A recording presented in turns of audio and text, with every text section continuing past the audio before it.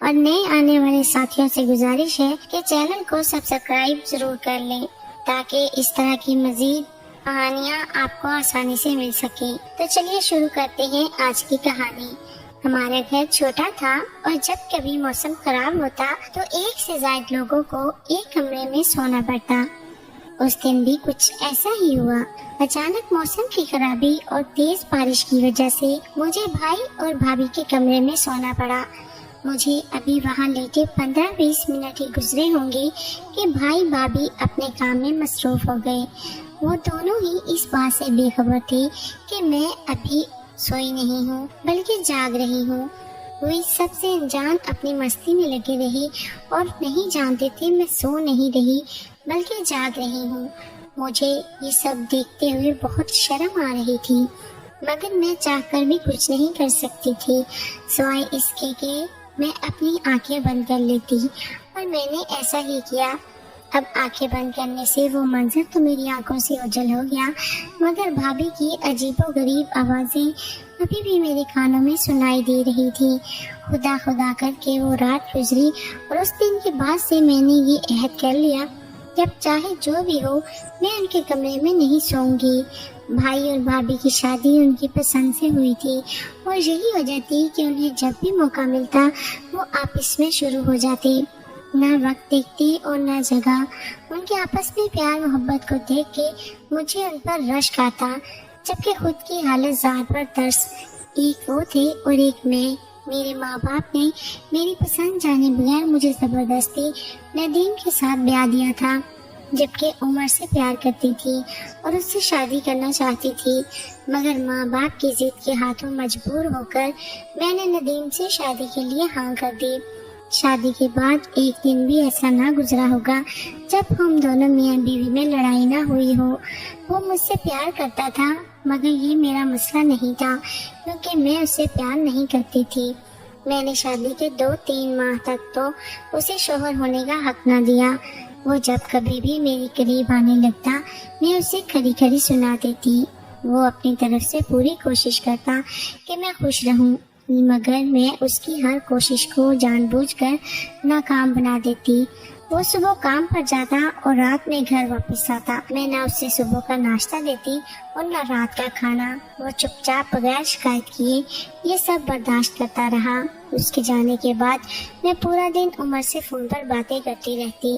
ندیم یہ بات جانتا تھا کہ میں کسی اور کو پسند کرتی ہوں اور اس سے فون پر رابطے میں ہوں، مگر اس نے کبھی ایک لفظ نہ کہا۔ ندیم اور میں الگ گھر میں رہتے تھے، مگر کبھی کبھی میری ساس یہاں چکر لگا لیا کرتی تھی۔ شادی کے 7-8 ماہ گزرنے کے بعد جب انہیں کوئی خوشخبری نہ ملی تو ایک دن وہ کہنے لگی آخر کب مجھے اس گھر سے بچوں کے رونے ہنسنے کی آوازیں سنائی دیں گی، اور وہ کہاں جاتی تھی کہ ہمارے بیچ کیا چل رہا ہے۔ بس اس وجہ سے ندیم تو خاموش رہا، مگر میں نے فوراً اپنی ساس کو جواب دیا بچے تو کبھی اس گھر میں نہیں آ سکتے کیونکہ آپ کا بیٹا تو نامرد ہے، اولاد پیدا کرنا اس کے بس کی بات نہیں۔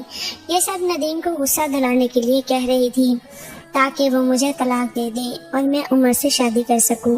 بس پھر کیا تھا، میری بات سنتے ہی میری ساس غصے میں اٹھی اور کچھ بڑبڑاتی ہوئی اپنے گھر کو چل پڑی۔ ان کے جاتے ہی ندیم نے ایک زوردار تھپڑ میرے منہ پر دے مارا۔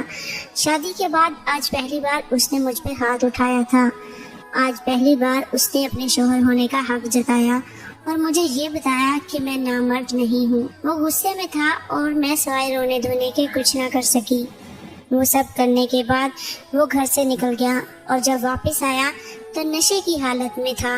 اس دن زندگی میں پہلی بار اس نے نشہ کیا تھا، سگریٹ پی تھی، اور شاید اس سب کے لیے بھی میں نے ہی اسے مجبور کیا تھا۔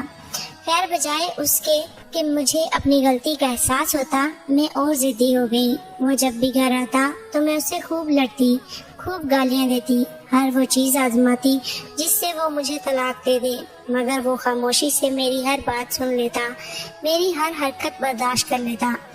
وقت گزرتا گیا اور خدا نے میری گود ہری کر دی اور میں ایک بچے کی ماں بن چکی تھی۔ یہ وہ بچہ تھا جو میں کبھی بھی پیدا نہیں کرنا چاہتی تھی۔ ایسا نہیں تھا مجھے بچوں سے نفرت تھی، بچے مجھے بھی پسند تھے، مگر کیونکہ یہ بچہ ندیم کا تھا اس وجہ سے مجھے اس سے بھی نفرت تھی۔ اب میں ندیم کے ساتھ ساتھ اس معصوم کو بھی اپنے غصے کا نشانہ بناتی۔ ایک دن جب ندیم گھر آیا اور اس نے اپنے بچے کے ساتھ میرا برا سلوک دیکھا تو مجھ سے خوب لڑا۔ زندگی میں آج پہلی بار وہ مجھ سے لڑا تھا، مگر اپنے لیے نہیں بلکہ اپنے بچے کے لیے۔ ایک بچے کی ماں بننے کے بعد بھی میرے اور عمر کے تعلقات برقرار تھے۔ اس نے مجھ سے وعدہ کیا تھا وہ نہ صرف مجھے بلکہ اس بچے کو بھی اپنانے کے لیے تیار ہے۔ ایک دن میرا جانا بھائی کے گھر ہوا۔ بھابھی نے اس دن نیا جوڑا پہنا تھا۔ میرے پوچھنے پہ انہوں نے بتایا کہ بھائی نے ان کی سالگرہ پر انہیں تحفے میں دیا ہے۔ میں جلتی کرتی گھر واپس آ گئی اور ایک بار پھر اپنی بری قسمت پر رونے لگی۔ ایک بھابھی تھی جو نئے کپڑے پہنا کرتی تھی۔ بھائی انہیں ہر دوسرے دن کہیں نہ کہیں گھومنے لے جایا کرتے تھے، اور ایک میں تھی، مجھے تو 2 وقت کی روٹی بھی نصیب نہ ہوتی تھی۔ آج میں نے سوچ لیا تھا کہ جیسے ہی ندیم گھر آئے گا میں اس سے طلاق لے کر رہوں گی۔ میں بے صبری سے اس کا انتظار کرنے لگی، اور جیسے ہی وہ گھر آئے میں نے طوفان بدتمیزی برپا کر دیا۔ اس سے کہا مجھے طلاق دو، میں تمہارے ساتھ نہیں رہنا چاہتی۔ مگر وہ چپ چاپ کمرے میں چلا گیا اور وہاں بیٹھا رہا اور پھر باورچی خانے کا رخ کر لیا۔ اس کی حالت سے صاف ظاہر ہو رہا تھا محنت مزدوری کر کے آیا ہے۔ کپڑے دھول اور مٹی سے بری طرح گندے ہو چکے تھے۔ اس کی حالت دیکھ کے مجھے اس پر ترس آنے لگا، مگر پھر میں نے عمر سے کیے وعدے کو یاد کیا۔ وہ کافی دیر برتن ٹٹولتا رہا، مگر جب کھانے کو کچھ نہ ملا تو چپ چاپ آ کر چارپائی پر لیٹ گیا۔ میں نے اس لیے کھانا بنایا ہی کہاں تھا جو اسے ملتا، اور یوں اس رات بھی وہ بھوکا سو گیا۔ میں دل ہی دل میں سوچنے لگی کہ اگر اس کی جگہ کوئی اور مرد ہوتا تو وہ مجھے اب تک کب کا طلاق دے چکا ہوتا۔ مگر ایک یہ ہے، نہ جانے کیوں اب تک یہ سب برداشت کر رہا ہے۔ خیر وقت گزرتا رہا، ندیم صبح جاتا اور رات میں تھکا ہارا گھر واپس آتا۔ میں اس کے لیے کبھی کھانا نہ بناتی۔ وہ چپ چاپ باورچی خانے میں جاتا، کھانا تلاش کرتا، مگر کچھ نہ ملتا۔ کبھی کبھار میرا بچہ کچا کھانا پڑا ہوتا تو وہ کھا لیتا، ورنہ سوکھی روٹی پر ہی گزارا کر لیتا۔ اس نے آج تک میرے اس رویے کی شکایت کسی سے بھی نہ کی تھی، نہ میرے ماں باپ سے اور نہ ہی اپنے ماں باپ سے۔ میں جب کبھی اسے طلاق کا کہتی تو وہ میرے آگے ہاتھ جوڑ لیتا، کہتا میں تمہیں طلاق نہیں دے سکتا، میں اپنے بچے کو بغیر ماں کے پلتا نہیں دیکھ سکتا۔ اس کا جواب سن کر میں بھی خاموش ہو جاتی اور یہی سوچنے لگتی یہ سب تو میرے سوچنے کی باتیں ہیں جو وہ سوچ رہا ہے۔ اگر وہ چاہتا تو مجھے طلاق دے سکتا تھا، دوسری شادی کر سکتا تھا، مگر بچے کی خاطر اس نے ایسا کچھ نہ کیا۔ خیر کچھ وقت ایسے ہی گزرا اور پھر ایک دن عمر کی باتوں میں آ کر میں نے ایک غلط قدم اٹھا لیا۔ عمر نے مجھے کہا تم اپنے بچے کو لے کر گھر سے بھاگ آؤ اور پھر ہم کورٹ سے خلا لے لیں گے۔ مجھے بھی اس کی بات ٹھیک لگی، کیونکہ میں جانتی تھی بغیر خلا کے تو وہ کبھی بھی مجھے طلاق نہیں دے گا۔ ندیم جیسے ہی کام پر گیا میں نے کچھ ضروری سامان اٹھایا اور عمر کے ساتھ چل پڑی۔ وہ مجھے کہیں لے جا رہا تھا، نہ میں نے پوچھا اور نہ اس نے بتایا، ضروری سمجھا۔ میرے نہ پوچھنے کی وجہ وہ اندھا دھند یقین تھا جو میں اس پر کرتی تھی۔ میں نے اس کا خود سے زیادہ یقین کیا تھا اور شاید یہی میری غلطی تھی۔ کچھ دیر کے سفر کے بعد وہ مجھے ایک گھر میں لے آیا، شاید اس کے کسی دوست کا تھا۔ کھانا کھایا اور کچھ دیر آرام کے بعد میں نے اس سے خلا کی بات کی۔ میری بات سن کر کہنے لگا ابھی تو آئے ہیں، کر لیں گے اس کا بھی کچھ۔ خیر میں خاموش ہو گئی۔ رات کو وہ الگ کمرے میں سویا اور میں الگ۔ رات کا کوئی پہر تھا، مجھے کسی کی سرگوشی سنائی دی۔ جب میں نے لائٹ آن کی تو دیکھا وہ عمر تھا اور مجھے کمرے سے باہر بلا رہا تھا۔ میں دھیان سے اٹھی کہ کہیں میرا بیٹا نہ اٹھ جائے۔ اس کا سر اپنے بازو سے ہٹایا اور پھر کمرے سے باہر آ گئی اور عمر مجھے اپنے کمرے میں لے گیا اور دروازہ بند کر دیا۔ میں نے سوالیہ نظروں سے اس کی طرف دیکھا کہ آخر یہ سب کیا ہے، مگر میرے اس سوال کا جواب اس نے جو مجھے دیا وہ بتانا ناممکن ہے۔ کمرے میں عمر سمیت اس کے 3-4 دوستوں نے مجھے آوارہ کتوں کی طرح چیر ڈالا اور میں کچھ نہ کر سکی۔ اگلے دن عمر نے مجھے دھکے دے کے گھر سے نکال دیا۔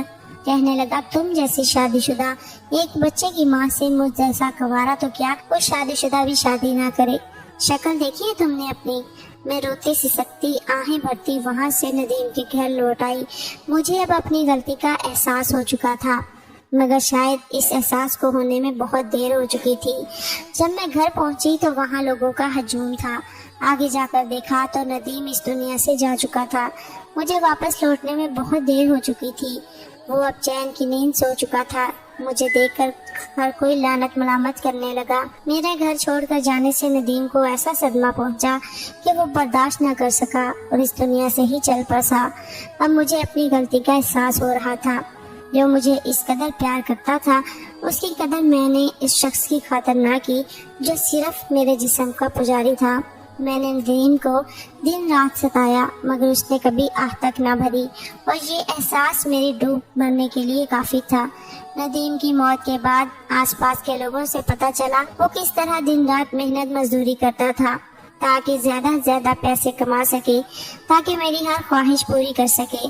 اس کی موت کے بعد میں بھائی کے گھر آ گئی جہاں ہر روز مفت کی کمائی کھانے کے تانے ملتے۔